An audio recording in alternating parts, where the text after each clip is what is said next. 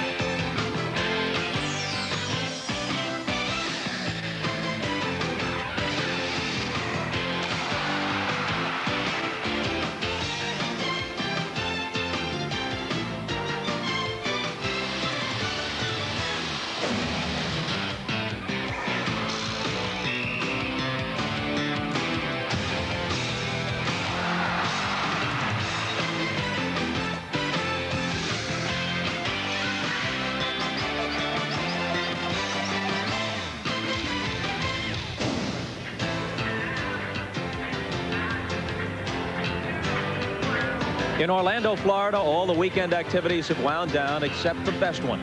About 45 minutes from now, they'll tip off the 42nd All-Star Game, a fast-paced, wide-open showcase for some of the world's greatest athletes. Hi again, everybody. Bob Costas along with Quinn Buckner, and welcome to our NBA Showtime perch just above the court here in the Orlando Arena. Now, Quinn, you spent time with many of the 25 players we'll be seeing today. Give us a sense of what they're thinking about entering the game. You know, there's a sense of excitement. You know, you're like a kid here. This is the big show now. This is showtime. You want to come play your best, but you're also concerned about getting out here and kicking this ball off your foot. So there's a little nervousness, but most of it is high anxiety preparing to play. Now, there are no players from the Orlando Magic here, but there has been plenty of Magic here in Orlando. Magic Johnson, that is.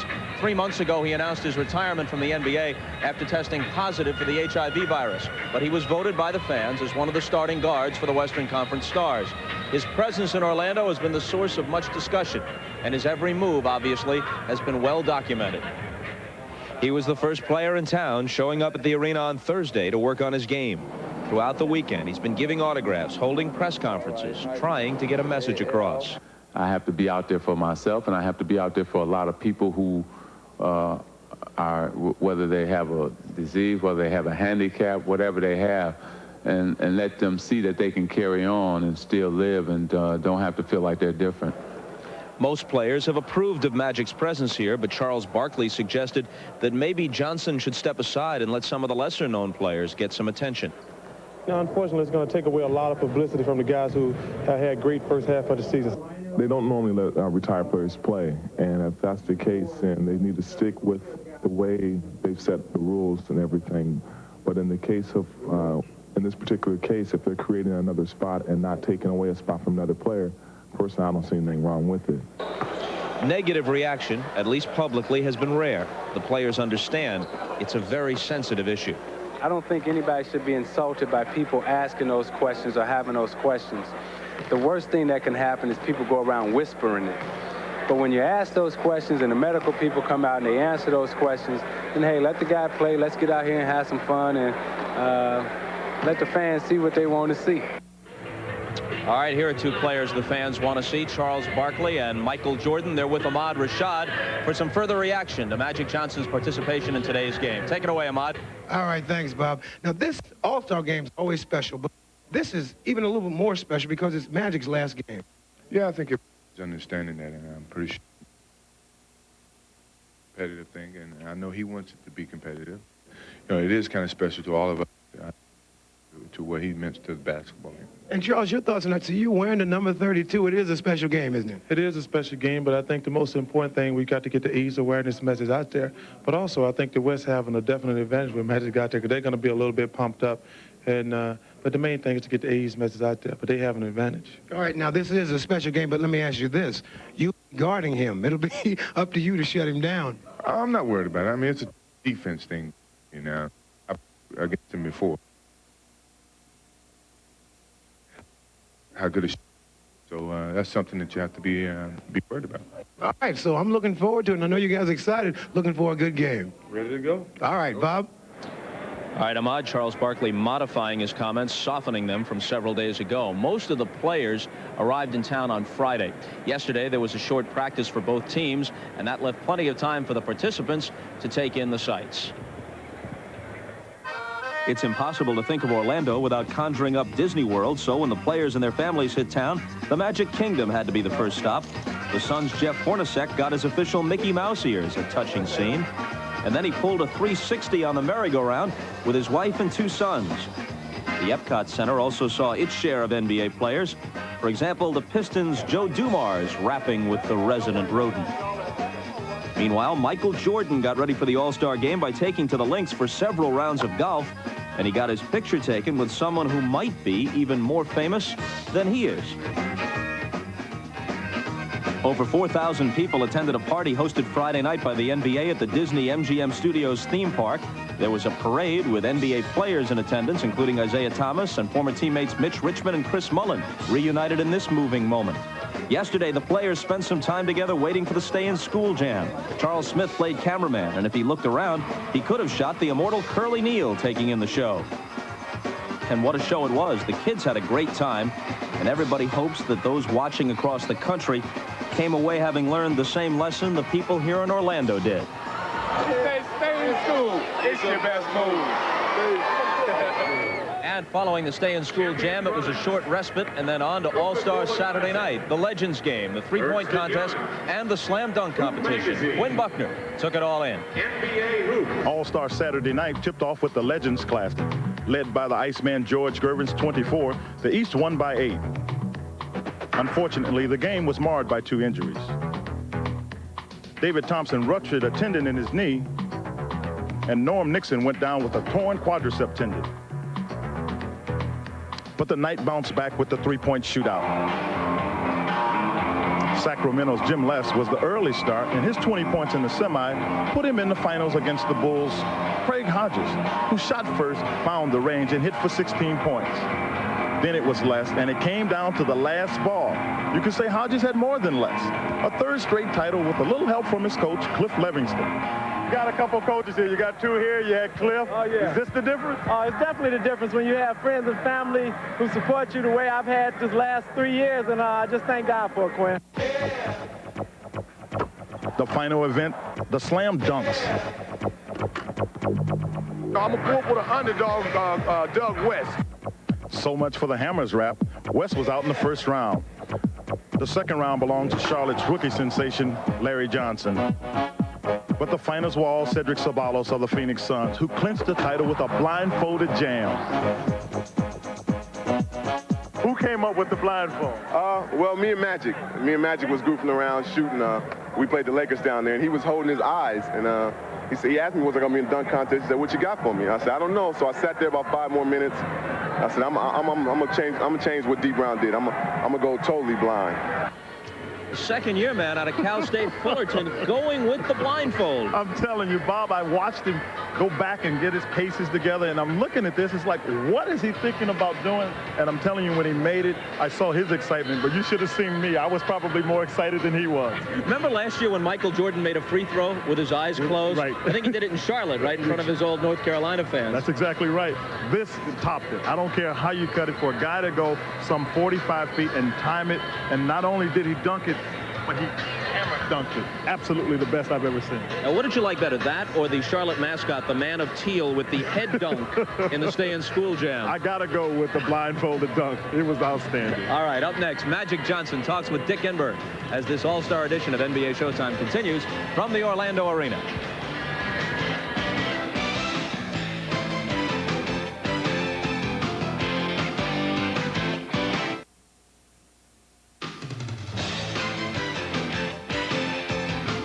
NBA Showtime is brought to you by the Upper Deck Company.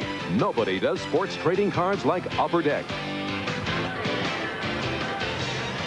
Just 1 week into this NBA season, the shocking news of Magic Johnson's retirement hit us. In the 3 months since, the issue of AIDS in sports and in society has found a powerful spokesman. Throughout the ordeal, Magic has remained, at least outwardly, his old self, upbeat and smiling. About a week ago, he talked with Dick Enberg. When I'm back on my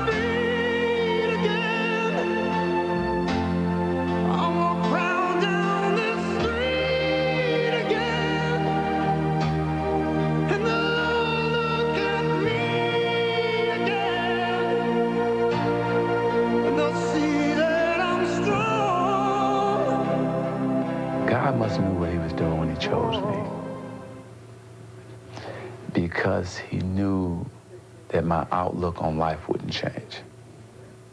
He knew that I would continue to stay strong and not really worry about what people would say, what their opinion is about me. The good and the bad was going to come with it. I was going to still stay myself. So here I am, still Irvin Johnson Jr. It's been 3 months now since you made your announcement. Can you give us a medical update? What is the current situation? Everything is going fine. The medicine that I'm taking is doing a wonderful job. Everything is great. I'm working out 4 miles a day. I'm shooting every day. I'm just feeling wonderful. So it's been no problem, no complications, anything. It's just been a smooth transition. Well, the doctors say that the more energy expended, especially in the rigors of a NBA player, that you're taking off days, months, maybe even years at the other end of your life. Why do you take the risk? Well, the only thing that's going to really hurt me is returning back to the NBA. The All-Star game is nothing. It's just like me working out because it's only one game. The Olympic team will be really not that strenuous either because we got an All-Star team. My minutes won't be heavy at all. What they fear if I come back and I play like Magic Johnson is used to playing, 40 minutes a night, trying to get the triple doubles, the will to win, all of that would take its toll on me. And that's what my doctors advised me not to play because of how I play. You have made the comment in the past that you took the baton from Dr. J, Julius Erving, gave you the NBA baton and said, go get him, you're the leader now, and that there'd be a day that would come where you'd be passing it on to Michael Jordan, and apparently that day has come. That day has come, and he's taken it and running faster and jumping higher than I had ever had. And the thing about it, though, that I hate, though, is that I've left him too soon, and he feels that, too. And that's why all this pressure and everything is upon him. And he also doesn't have a guy to gauge himself to now. You know, we used to gauge each other, like, oh, what did Michael do last night? Okay, I got to do this. And he probably said, what did Magic do last night? Okay. So, you know, you had a gauge, you had a barometer, this guy, and said, you always watching up over his shoulder saying, uh-oh, Michael, what's the MVP? How many votes? You know, that whole thing. And now it's just him. You remain a model. I mean, you're still the model, whether you're on the floor or not. I mean, your image and the fact, perhaps, I'm just guessing here, that one of the reasons you want to stay involved is that since you had to leave a little too soon, that by being present, your image, your model, your manner of conducting and treating this precious thing called the NBA for you lives on. Yes, it lives on, and it also proves to other people who have anything that they can live on. You know, and that's the key right there. Life doesn't stop because something dramatic happens to you. You know, I'm not going to let it stop me. I'm going to continue on. That's the only way I know how. You know, you've been fighting all your life to get whatever it is that you want. You know it was going to be roadblocks, and it's just a bigger one now, and I just got to keep on fighting, you know, and keep on smiling and keep on having a good time. And as long as you can do that and say your prayers, everything will be all right. I'll be all right. Well, most people believe that this will be his last NBA game in any sort of official league context, but he obviously leaves the door open for something more than that, even if others are skeptical. Well, I think he leaves the door open because that's Magic Johnson, the eternal optimist, but yet he's dealing with the truth about his situation, but has to leave that crack of daylight. Let's say if there's, for some reason, a cure that may give him a chance to play. And I think it's as much as that as anything. This is the live scene inside the West locker room. Hornacek came out, and he was followed by Worthy. And there's Magic. Magic Johnson walking out onto the floor. And while It's nowhere near capacity yet. People are still filing in. There should be some reaction from those who have gathered here when Magic gets through that tunnel just beneath our Showtime perch and can be seen by the, let's say, 25% of the people who will eventually be here who have gotten here already. Western Conference All-Star. Magic is right behind Clyde Drexler. Worthy, Drexler, and now Magic. And he stops to talk briefly with our Ahmad Rashad, and perhaps we will hear from Magic Johnson in just a moment. I got to tell you, Bob, I got a bit of a chill myself just watching him go out there. You know, this guy has meant so much to basketball, and to see him come out and get ready to go through this game, I really do. I feel privileged to see this. You know, this is going to be dramatic. It's going to be poignant, but also from a purely basketball standpoint, which is secondary, but nonetheless, it will be interesting from a basketball standpoint to see how sharp he will be. Well, I think that's absolutely true. I think this is a barometer for Irvin, because when he goes out and plays, though he has worked out consistently and run miles, he hadn't played against this level of competition consistently. He will have to do that today, and he'll determine, you know, how he feels coming out of this, and he'll have a better idea of what it will be like once he proceeds on to get himself prepared for the Olympics. And as Magic and his Western mates warm up, the Eastern Conference All-Stars have just come out of their locker room, and they begin going through their drills at the basket on the opposite end of the Orlando arena. We're a little bit less than a half hour from the tip-off. Michael, of course, in pursuit of another NBA scoring title, and his closest pursuer, Dominique Wilkins, is injured and out for the year. So even though Michael's point average is down from past seasons, he's still got a very good chance to lead the league yet again. Bob, I didn't think it was in jeopardy, God bless Dominique, even when he was ready, because when Michael's ready to get it done, he can do it with anybody. All right, up next, the story of a man still chasing some dreams. The coach of the Western All-Stars, Don Nelson, when we come back to Orlando.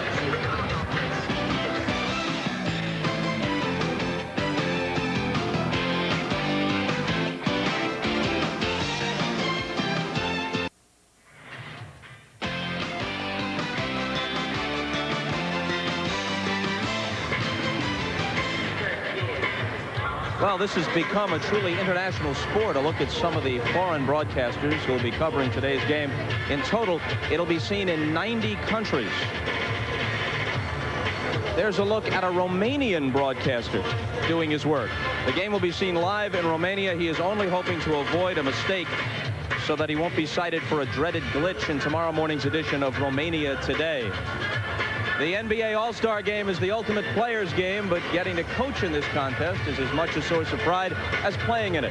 Not surprisingly, then, one of the nicer stories to emerge from this year's All-Star Game is that of a coach, not a player, Don Nelson. For 30 years in the NBA, Nelson has labored as a good but not great player, as an excellent but not championship-winning coach. For the man they call Nelly, basketball remains a consuming passion. Well, you know, this is something I'm actually not very proud of. Basketball has dominated my life ever since I can remember, and it's been the #1 thing in my life. And that's not healthy. Being so consumed, I'm obviously divorced. I didn't get to spend the time with my family that I should have. I can sit here and talk to you, and I'll be thinking about something on the court. I'm never without it, and I don't know how to control it, but I'm not very proud of it, actually. To get a better understanding of Don Nelson's basketball addiction, think about this. Last June, he remarried at center court. For 30 years, the NBA has called him Nelly. He may paint his personal life in shades of gray, but as a player and as a coach, he's turned craftiness and innovation into a brightly colored art form.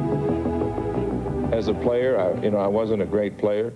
I had to find ways around shortcuts and to participate against the other great players.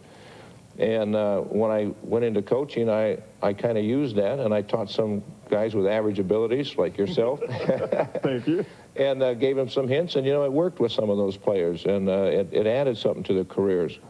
You, in my opinion, you're one of those guys, and I think most people think that you'll go the extra effort to try to make a deal. You traded me for Dave Cowens, who had been out 2 years because you felt the club needed a power forward. This year, you make the trade of Mitch Richmond for Billy Owens. Is that the way you tend to go about things, trying to move yourself to the next level?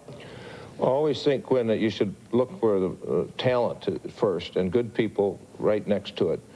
And if it happens to be a smaller player, I'd rather go with a talented player, a more talented player, than just size. He's as popular as he is eccentric. This is the guy who turned the fish tie into high fashion. I watch the way Nelly dresses, and I try and stay as far away from that as possible.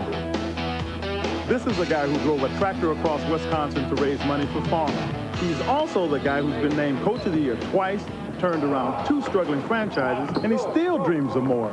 Dreams that involve basketball, of course. Wider, Ellie. Too tight. The Olympic coaching job, it was important enough for you to campaign for it, if you will. You made it known very clearly you were interested. How disappointed were you when you didn't get it? Well, I didn't campaign for the job. What I did was to tell everybody that I wanted the job. Is that campaigning? I don't really think so. It was a disappointment because it was something that I wanted to do. I have 2 goals in my life as a basketball coach. One is to someday participate in the Olympics, and one is to coach a world championship game or team, be in the finals and win that ring as a coach. I've done it as a player, but I've never participated as a coach. He talked to you, didn't get into the piece, but he talked to you a bit about his feelings concerning coaching Magic Johnson in this game. I've known Nelly since he's been in pro basketball as a coach. It's very, very important for him to have this opportunity because he thinks so highly of Magic. Nelly always wanted to get to the top. He wanted to coach the best. He's got a chance to coach Earvin Magic Johnson in an all-star game. You can't ask for more than that. Okay, Magic has been warming up for a few minutes now. Let's see how he's doing as we check in with Ahmad Rashad. Ahmad? All right, Bob. Earvin, now, I know that you have been in so many big games in your career, but this one, seeing that this is probably your last game, how about the butterflies? Well, of course they're there. You know, you're nervous and everything, but at the same time, you're looking forward to the game and looking forward to getting out there, throwing some elbows, getting some back, smacking some people, getting some smacks back. So, you know, it's just all of it that goes with playing and being with the best. The only thing I missed today is Larry Bird, hey, you should have been here. Wherever camera I'm looking into, I miss you because I got like 10 VCRs back home all on, and you're not here. So that's the only thing I'm missing today. All right, but tell me this, you've been playing pickup basketball. How your legs feeling? The legs are fine. So everybody's waiting to see that. So we'll get a chance to see that in a little while. All right, we're ready for the Magic Show. All right, thanks. All right, man, good luck to you. Bob?